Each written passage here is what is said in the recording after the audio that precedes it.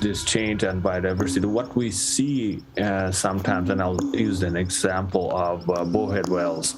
We studied bowhead whales off the coast of Alaska, Alpha Point, Barrow, and they do every 10 years they do a survey, and we've been collecting data from that region for many decades now.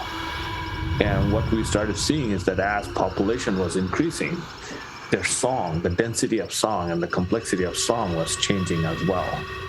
So I think there is that idea, if you want to see forward moving kind of evolution of this vocalization and how that moves through time and space in a place where these animals are provided a place and a space to kind of thrive and come back to its kind of the natural state before human intervention really reduced their numbers and their populations.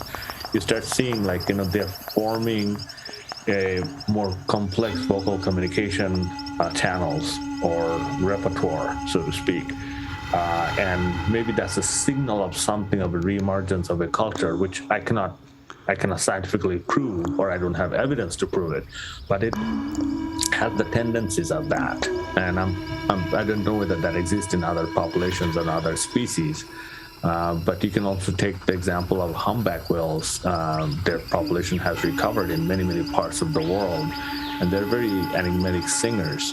And potentially more population creates the competition to be more innovative, and that probably drives the diversity of singers and the elements in their songs. But it can also go other way. It could go it could be that a very dominant song or pattern of vocalization is more successful, and everybody converge towards that. So it's not always linear, but if you're paying attention, you can see some of this kind of dynamics going on.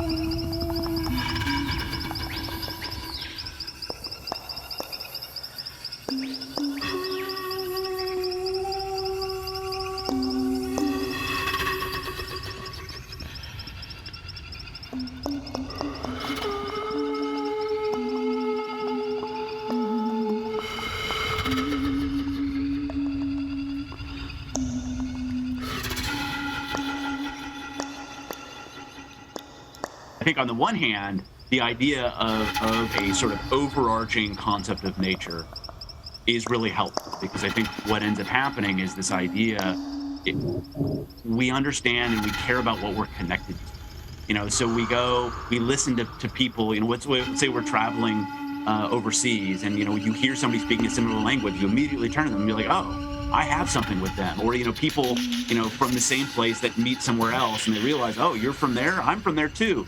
And then, and they're doing some degree of matching the way that they're speaking. So it's connection. So I think the idea of for humans being able to appreciate the diversity of the animal soundscapes and realize that we can hear what's happening with nature. We can understand it, is it healthy? Is it thriving? How many critters are represented? Just through what we're hearing, I think is inherently important. Being able to have this appreciation for nature is fundamental to the continuation of biodiversity.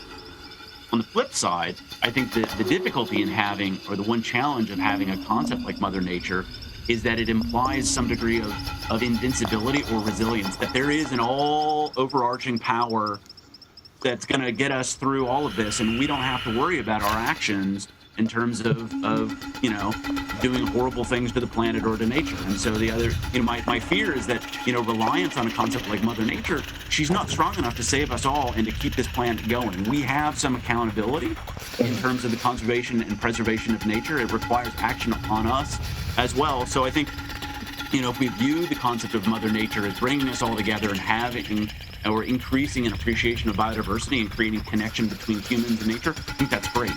If we basically say, oh, Mother Nature's here and we get a pass, and I can continue to engage, I don't have to change my behaviors, the planet will be fine for another 100 years, I think that it would be concerning. So I think there's two ways to look at it. I like to be an optimist, and so I would personally try to shift towards the former of being able to really pursue connection and to make other people aware of that connection.